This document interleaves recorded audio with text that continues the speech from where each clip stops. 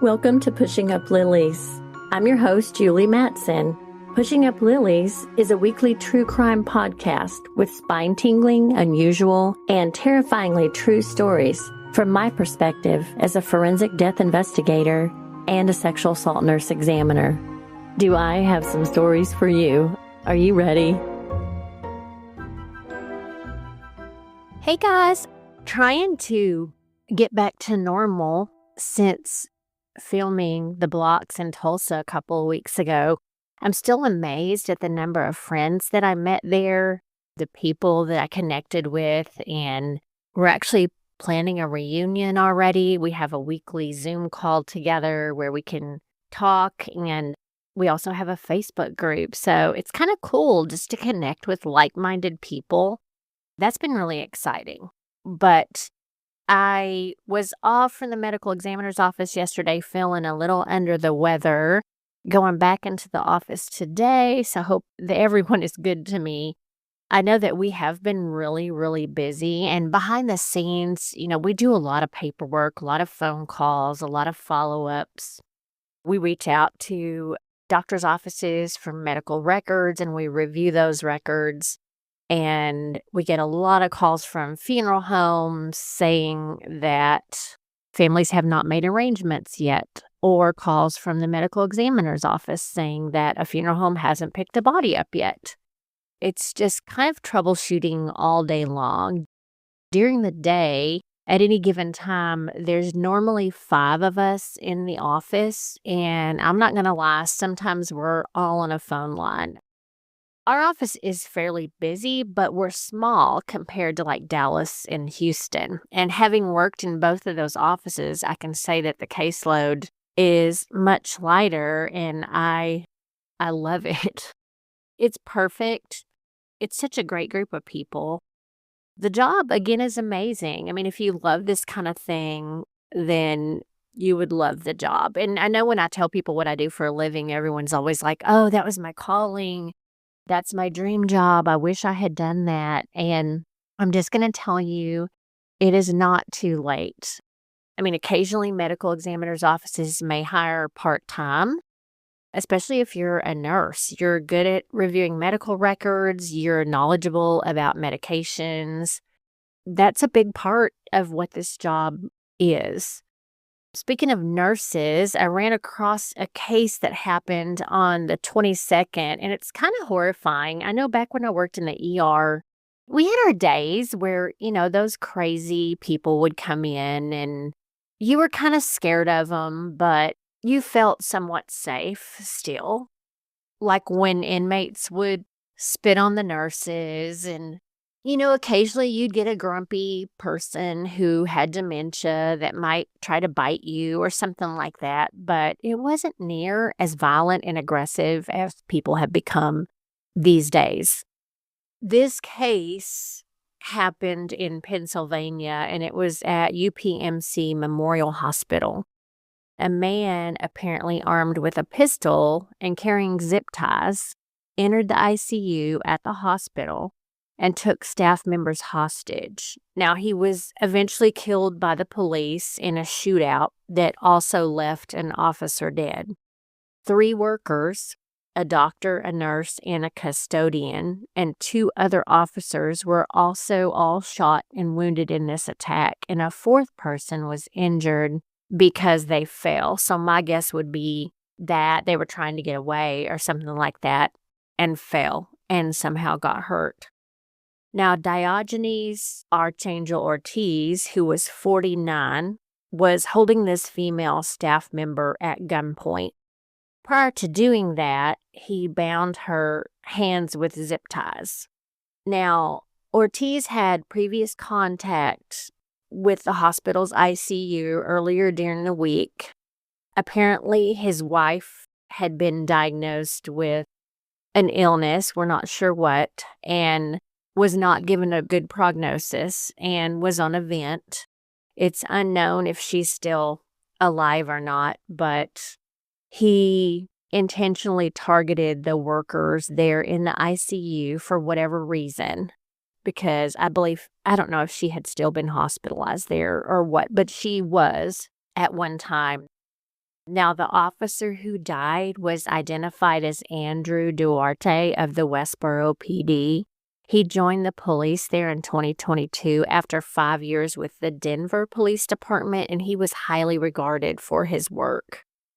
UPMC Memorial is a 5-story hospital. It has 104 beds, which is not huge. It opened in York in 2019. Now, York, Pennsylvania has a population of about 40,000, and it's well known for its creation of York peppermint patties in 1940. It's just surprising how healthcare is one of the nation's most violent fields, with workers suffering more non-fatal injuries from workplace violence than workers in any other profession. And this is not just from people coming in, yielding a weapon and pointing it at everybody and opening fire, but this from just patients in the ER. I know that I have friends that work in the ER, and they'll text message me and tell me that they've been cussed at and patients are throwing things at them. And like I said, I've been bit before. I've had poop thrown at me. And the violence can get worse. I'm not going to complain, but I'm just saying, these poor nurses, that had to have been traumatizing. I believe the hospital is still closed, so it's going to take some time for the staff members who were involved in that incident to recover from it.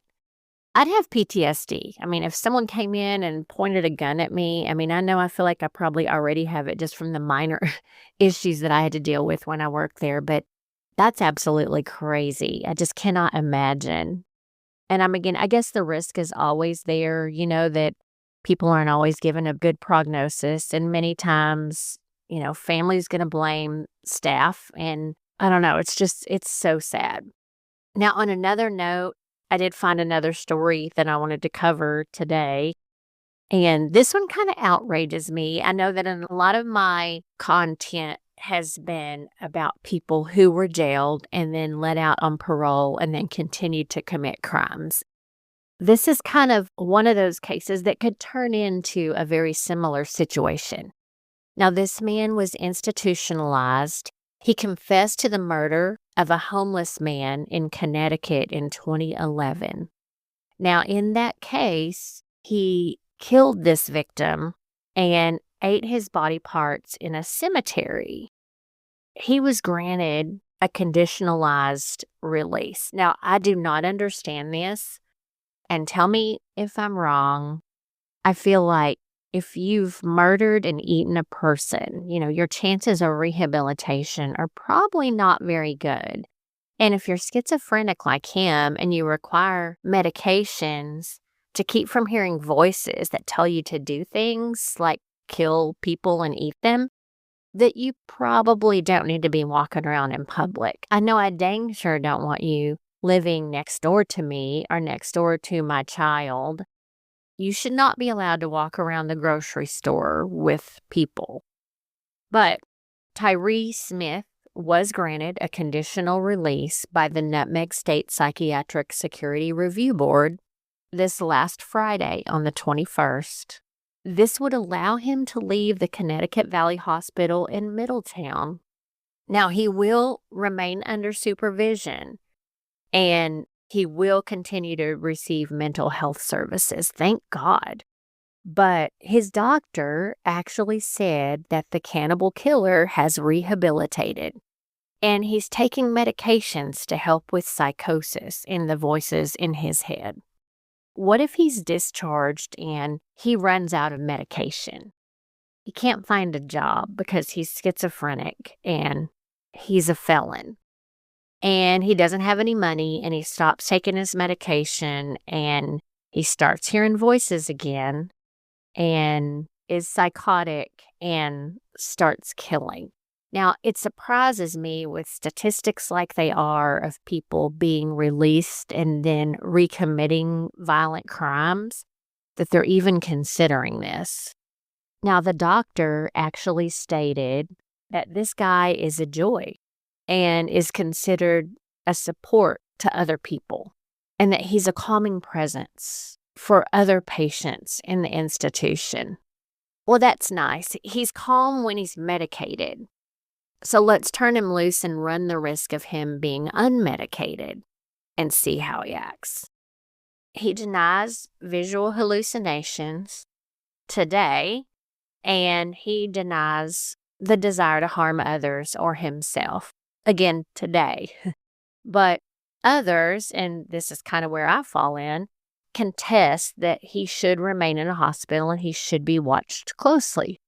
Curious to see what you guys think about this. Sounds really scary to me. He killed and ate part of his victim, but he was found not guilty by reason of insanity, and a lot of people try to pull that and it doesn't work for them. They're found insane and able to go to actually the prison system. This guy went to this mental institution. Even if you're insane, even if you're found guilty by reason of insanity and you're not able to go to jail, that doesn't make you innocent. So this whole thing confuses me. Now, in 2013, when he went to trial, a 3-judge panel found him not guilty, again, by reason of insanity, in this 2011 death of Angel Gonzalez. But he was committed to this Connecticut Valley Hospital for 60 years. If he had to stay the entire term, he wouldn't be released until 2073. But for some reason, 12 years after this crime, we're going to just basically turn him loose. Smith confessed to killing Angel Gonzalez, who was homeless at the time, with an axe inside an abandoned home in Bridgeport, before removing parts of his brain, an eye, and several organs that he later consumed at Lakeview Cemetery. Now, again, he's been diagnosed as a schizophrenic, and the plan is for him to receive day passes, but confine him to the hospital grounds initially. So we're going to do this gradually. And then as he makes progress, he'll receive additional freedoms like supervised off-site visits, and then maybe eventually be able to be out completely. I'm not really sure how long this progression is. I don't know if this is an experiment. I'm not sure why we're doing it at all, much less gradually.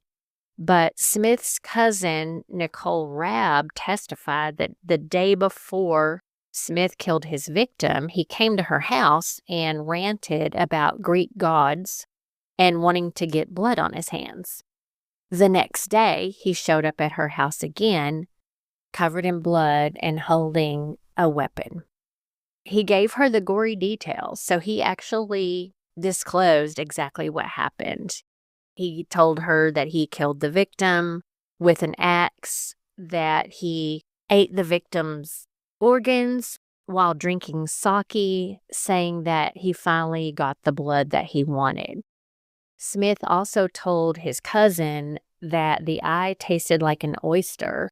Okay, I don't like oysters, but I'm for sure never eating them again. He consumed body parts at this cemetery after apparently bashing Gonzalez's face and head in with an axe.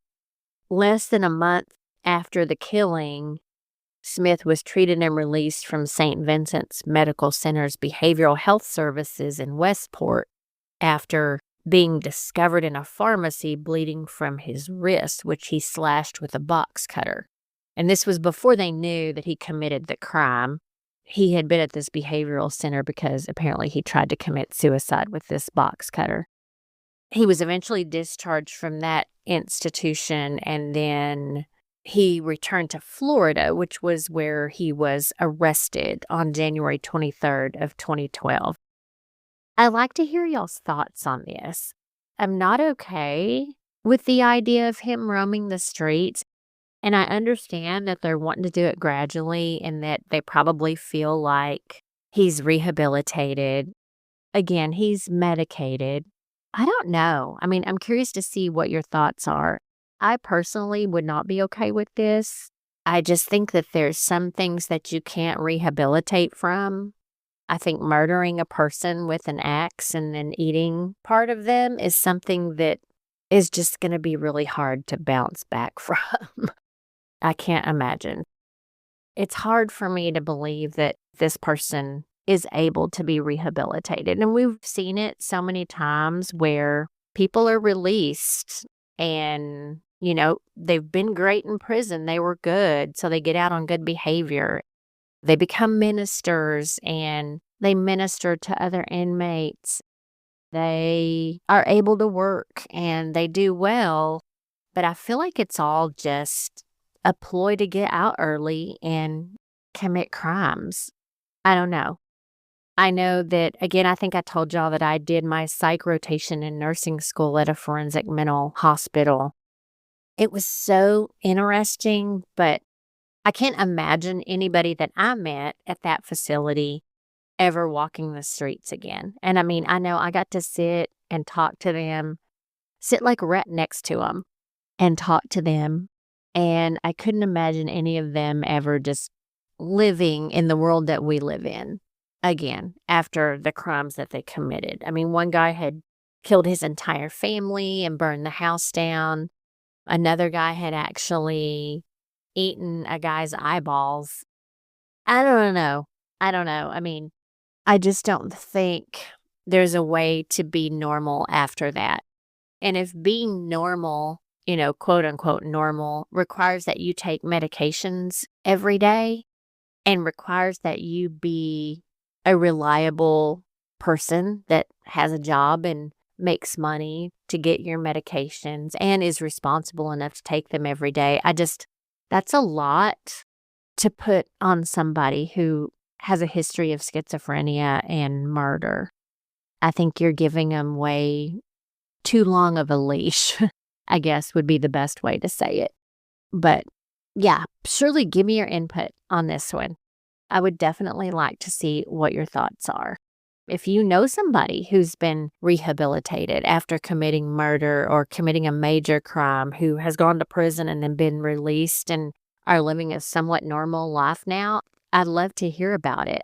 You don't hear those stories very often at all. Something that we deal with at our office too, and I was thinking about this the other day and I wanted to share it with y'all. Whenever we're called, the police are not supposed to touch anything in the crime scene, move anything around, sweep, clean, wipe the body off, move the body. Like everything is supposed to be as found when we get to the scene. I had a scene the other day, and it's always so nice when someone empties the pockets and lays everything out, and they have the ID, and they have all the money laying out, and they've collected all the medications from the bathroom and the drawers and the cabinets, and they're all laying out on the bed. So when we take our pictures, it's important for us to tell our doctor, hey, the police did this. This is not something that the person did before they died, before they shot themselves or whatever. I can remember years ago, I had a guy that actually died at a movie theater. The fire department completely emptied his pockets before I got to the scene, and everything that was in his pockets was laying on the ledge inside this movie theater. Just all, laying out for me. Here's everything in his pockets, and we try to educate him, hey, you're not supposed to touch the body. In the big picture, like we know, like in this case, this was a natural death. The guy died of a heart attack during a movie. He was in his 50s. He was there alone, and he was found by the girl who came to clean the theater after the movie ended. And poor thing, she thought he was asleep and kept trying to wake him up, and he didn't budge, and turns out he was dead. But all these items, laying out on the ledge again, so they're like touching the body. So what if this had been a homicide? I mean, it wasn't, but that's not their decision to make before they empty the pockets. So I guess is my point, and that's kind of how the medical examiner looks at it. Like, you can't make that decision. You can't determine the cause and manner of death and then decide that it's okay to touch the body, move the body around, empty the pockets, and all the things. I mean, I think a lot of people think that it's doing us a favor. I personally think that they know that if we were there, we wouldn't allow it. And so they're doing it before we get there because it's easier to ask for forgiveness than permission. But as a general rule, no one except the medical examiner makes a decision on the cause and manner of death in a medical examiner case, except for the medical examiner. And we can all assume that the movie theater death was natural, but it might not have been. I mean, someone may have poisoned his junior mints. We do not know. Touching the body, moving the body, emptying the pockets, and all that stuff is something that no one is supposed to do. I know even in the hospital, I think I've talked to y'all, we've had every once in a while nurses that'll wipe someone's face off and pull out the ET tube and empty out the pockets and put them in a body bag and then call us. That's not okay either. So it's a crime scene until it's not a crime scene. I think that's the hardest lesson to teach people. It's the hardest lesson for people to understand is that it's a crime scene until the medical examiner determines that it's not, and until the medical examiner has collected any evidence that might be there to back up their beliefs, it's a crime scene. Even I, try to touch the body as little as possible. And of course, on our trace cases where we think there might be hairs or fibers, we don't manipulate the body at all. In those cases, we don't even empty pockets because we don't need to manipulate it. We don't need to knock anything loose. We want to keep all the evidence there that we can so that the medical examiner has as much evidence as they can possibly get to catch the person who may have murdered and dumped a body in a trace case. So we don't manipulate those bodies at all. I mean, we try to turn them as little as possible. We don't remove their jewelry. We don't empty their pockets, any of those things. And so I think, if you're a nurse in a hospital or a police officer, I can't guarantee that the medical examiner or coroner in your area is going to think of things the same way as we do. But in our area, they don't like anything to be touched. They want our photographs to basically be the same as the police officer's photographs when they arrive. It does require sometimes that we stay on the scene a little longer, but that's okay. We need to preserve as much evidence as possible in all of our cases.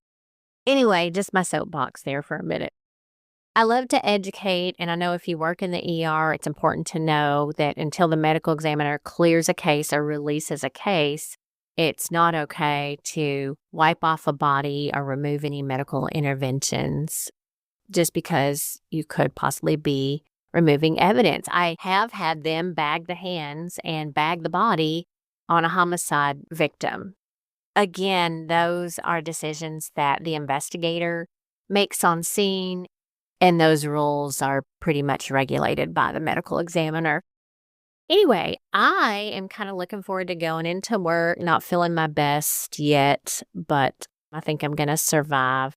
I start my morning, one of my coworkers brings me a Diet Dr. Pepper with vanilla from Sonic every morning, and that's how I start my day. And you know what? When I don't have that, my day's just not the same. I know it sounds crazy, but I'm so spoiled. My husband makes fun of me because of my Diet Dr. Pepper obsession. He says it's running through my veins, and I think he's probably right. Anyway, it will be this morning, but I hope y'all have a great week. I am so ready for school to be over. Oh, let me tell you, I've been staying up late and doing homework, and the class I'm taking now is only 3 weeks long. My next class is only 3 weeks long. So as you can imagine, it's very condensed. It's very fast-paced. It's a lot of information in a short period of time. It's hard to do that and work 2 jobs, but I'm making it happen. Anyway, my time management skills have gotten a little bit better, but I'm still not great at it. I hope y'all have a great week, and I look forward to talking to y'all next week. Bye, y'all. Thank you so much for joining me today on Pushing Up Lilies. If you like this podcast and would like to share with others, please do me a quick favor and leave a review on Apple Podcast. This helps to make the podcast more visible to the public. Thanks again for spending your time with me, and be sure to visit me at pushinguplilies.com for merchandise and past episodes.